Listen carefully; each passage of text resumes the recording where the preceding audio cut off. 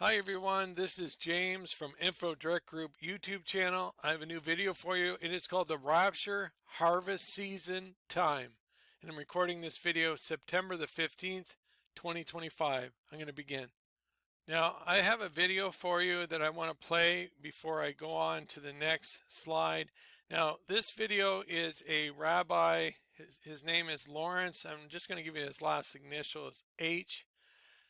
Now, I've called him Rabbi. Now, I don't call anyone Rabbi but Jesus Christ. He's the only true teacher, but that is what he's known by. Now, the Jews have some writings that are very popular that were written quite a few years ago. And what they found was there is like a calculation from reading King Solomon's writings to they feel a connection to this time period, and it links up with the Feast of Trumpets. Now they think that there's going to be a time of peace, but I think what they found was the end, when the end of the church age is, okay, or this dispensation, and they are looking for a Messiah to come. Now the true Messiah already came, and he's going to come back and collect his church, possibly at that time. And I believe he is. So they're going to, unfortunately, be left behind. And then the Antichrist is going to come on the scene. And unfortunately, there will be some that embrace the Antichrist or accept the Antichrist. But there is going to be many that are going to realize that he is not the Messiah, especially when they start persecuting them, when the Antichrist starts persecuting the Jews, and they're going to realize that that is not the Messiah, and they're going to have to flee from him. Now, there is possibly going to be a time of peace, but it'll be a false peace. So my hopes is that Rabbi Lawrence and other Jews will see this video or videos like this, and I hope that they come to believe in their true Messiah, Jesus Christ, Yeshua. So keep that in mind, when you watch this video. He has not accepted his Messiah. So this is a fairly short video, around 8 or 9 minutes. It's quite interesting, and I'm going to show you what I have found, and it is amazing how close it lines up with what I found. Okay, so let me play that video for you right now. Okay, welcome to the Daniel S. Loeb Torah Center. Friends, I have something unbelievable to share with you. You may need a calculator, which you'll find on your phones, to help me get through this calculation. I heard this idea, I shared it with my wife. She then, at 3 a.m. last night, wrote it out for me, woke me up to tell me that it was absolutely, precisely correct in an unbelievable way. Please open your calculators, open your minds and your hearts to the following amazing idea. A little bit of background before we get to this amazing calculation, which is going to hopefully help us, lead us to Yemot HaMashiach and real shalom, real peace. We know that the world can exist as is for a maximum of 6,000 years. This is mentioned in numerous places. It's hinted at in the first pasuk of the Torah, where we see the letter Aleph appears 6 times, and Aleph is 1, same letters as Aleph, which is 1,000, and therefore 1 equals 1,000. Therefore we know that there are 6,000 maximum years the world can exist as is. That idea is known. Shlom HaMelech, King Solomon, made the following unbelievable prediction in Kohelet that I guess was known. I will see that it was known, but today, literally today, we're seeing how incredible the wisest of all people was when he made the following prediction. What does King Solomon say, Shlomo HaMelech say in Kohelet, in Ecclesiastes? He says that there are certain times, certain seasons that come upon the world. You're familiar with the very famous expression, there's a time to be born, there's a time to die, there's a time to kill, there's a time to heal. And he goes through different seasons, lakol zman et tachat hashemayim, that exist. It's hard to know exactly what King Solomon is talking about. He actually lists 28 seasons, zmanim, that exist. There's a book called the Lev Eliyahu Bar Eliyahu, and he quotes the Vilna Gaon, who understands King Solomon's words in a remarkable way. He says that what King Solomon is actually doing is telling us that all 6,000 years of Jewish history are divided up into 28 seasons. So you can divide 6,000 by 28 seasons. So open your calculators, those who are watching online or those people who are here, and what do you get when you divide 6,000 by 28? Because Shlomo Melech, King Solomon, is telling us that you end up, it's more than 214. 214.2855571, on. Okay, so now we know that there are 214.285 years inside each of these 28 seasons that all of world history can be divided into. Fabulous. Let's take 6,000 and let's take away 214 from the end. What do you end up with? So 6,000 minus 214.285. You're going to end up with 5786 if it's just 214. That's this upcoming Rosh Hashanah. This upcoming 5786 begins, and the upcoming Rosh Hashanah, that's when it begins. What was the 28th time that King Solomon refers to? What's the last of the 28? A time for shalom, peace. That is the final tukufah, the final season that King Solomon speaks. That's the 28th. So we know from 5786, from that Rosh Hashanah, begins 214 years of shalom according to the calculation of King Solomon. But we said the number is not 214, the number is 214.285. So we're going to have to work backwards and back up into the current year we are in right now in order to find out the exact moment that this final season of shalom really begins in. So how are we going to do that? So we have to look at the year we're in right now, 5785, which is not a leap year. How many days are there in this year that we're in right now, 5785? There are 355. 355 days in this leap year. So we're going to have to figure out where this 0.285 appears in the 355. If you go back and you divide it, you'll see that you end up with 101.428, or 45, if you remember. You have to round up the second number.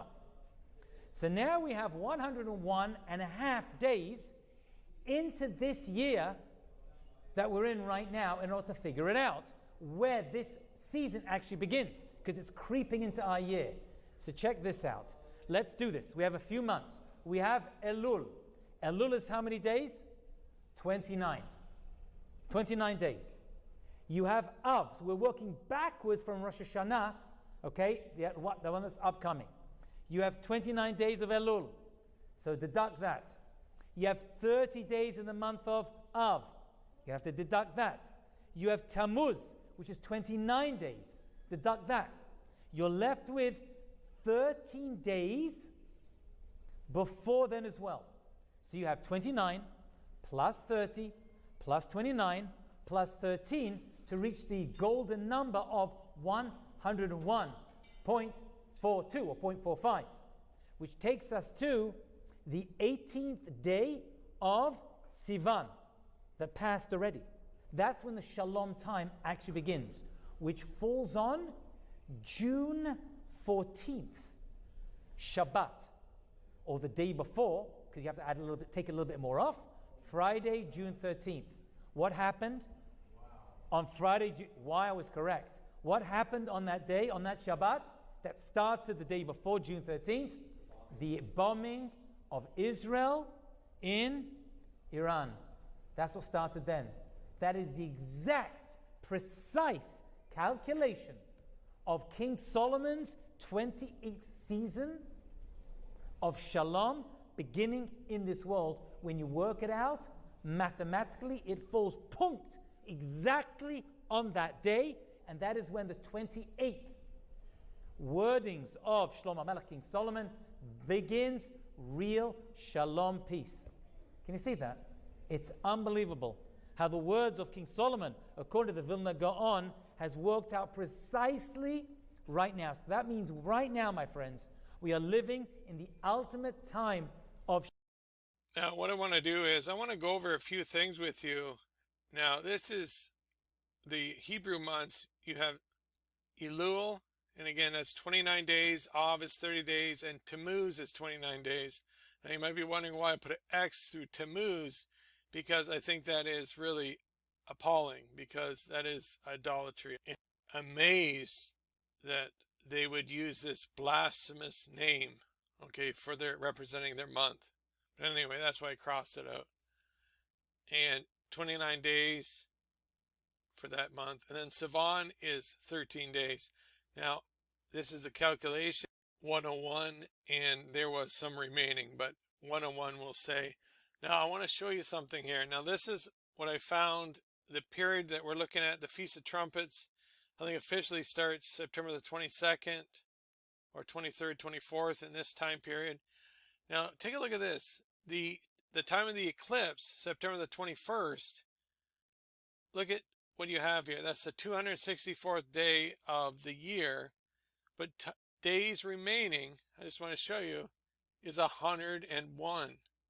Okay, now 101 is the 26th prime number, and let me remind you that 26 is God's number.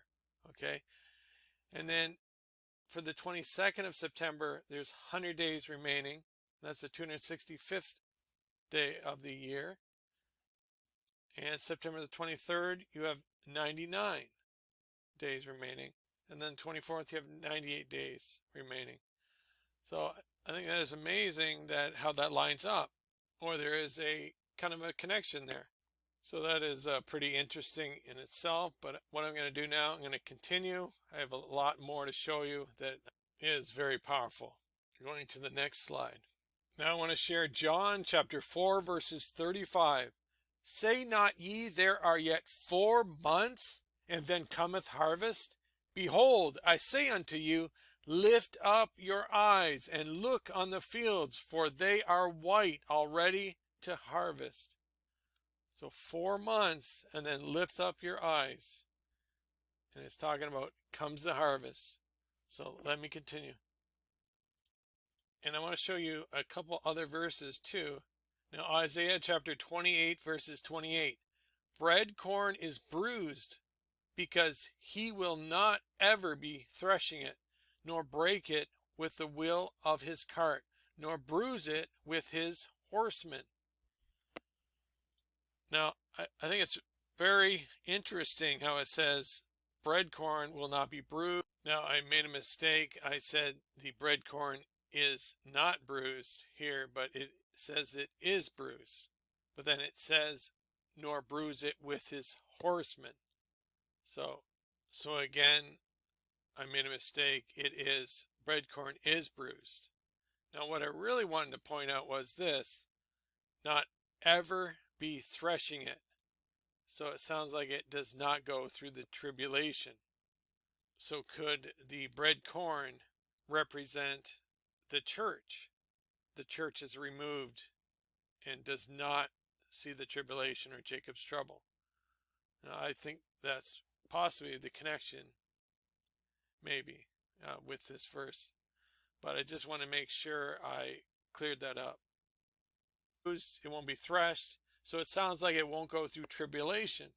And in Genesis chapter 41 verses 49, it says, and Joseph gathered corn as the sand of the sea, very much, until he left numbering, for it was without number. Now, could this hint that the harvest model that's being used here, okay, yet 4 months to harvest, could that be talking about a corn harvest? Just like in Joseph's time in Egypt. And keep in mind that the church age, the Lord has really dealt with the Gentiles, and he's going to go back to the Jews in the tribulation or Jacob's trouble. So that is, I think it is a possibility, and I want to show you why I think this. One of the reasons why I think this. I've talked about this many times in previous videos. I received 2 matrices back May 25th of 2021 from the Lord. Now this is the first matrix right in the top left-hand corner. This is where I was told to start writing right at this area. And right here you have May 29th, okay? And there's no 2021 there, but that's when I record it. Now, here's the important part. If you take May 29th of 2025, the year we're in, and that's what I did here, because the Lord told me, he was very clear that he wanted me to understand that 29 means resurrection. Okay. And right here you have rapture here and a sword. Okay, and this looks like a hinge bolt holding it in place, but it turns out, I believe it's also a reflection from the eclipse. And that could represent the eclipse that's happening May 21st of 2025. But anyway, if you take that date, 5/29/2025 to 9/24/2025, it equals 118 days. Okay? And that brings us right near the end of the Feast of Trumpets. Now, 5/29/2025 to 9/23/2025, that equals 117 days. And also, you have, if you think about Genesis chapter 7, verses 11, maybe that's a possible connection. And if you look at May 29th, 2025 to 9/22/2025, that is 116 days. Let me just pause for 1 second. Now what I'm going to do is I'm going to put in 117. I really believe that the Lord has given me the approximate time and maybe the exact time for the end of this dispensation, the church age ending, and the possible rapture of the church. And I really believe that it is in the Feast of Trumpets.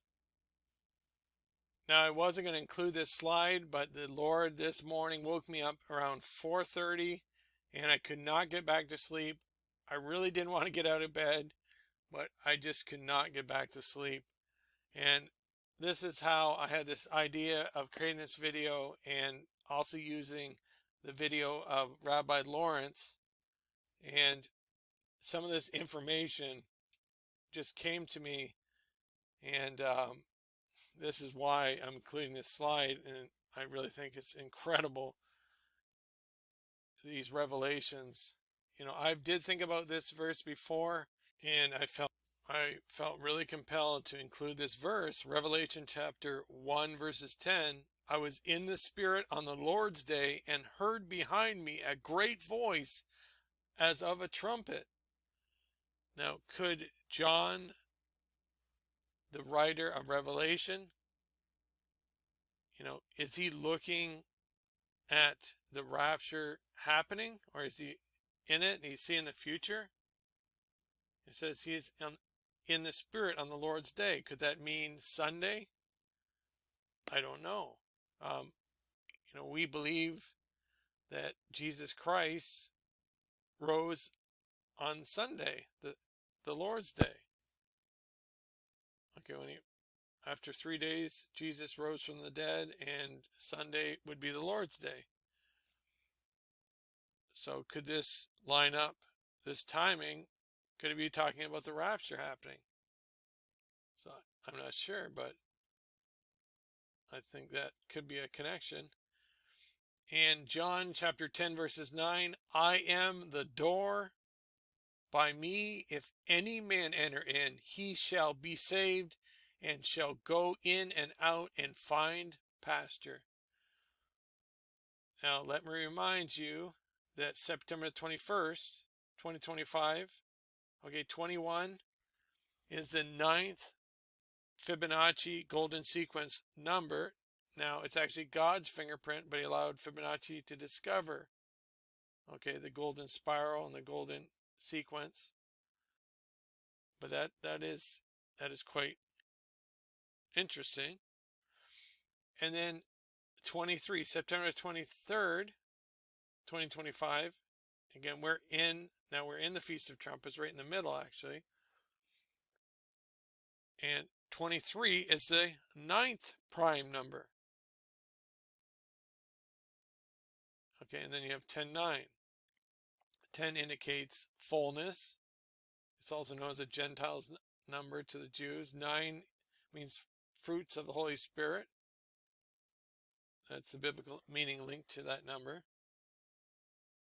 And then Amos chapter 8 verses 10. And I will turn your feasts into mourning, and all your songs into lamentation, and I will bring up sackcloth upon all loins, and baldness upon every head, and I will make it as a mourning of an only son, and the end thereof as a bitter day.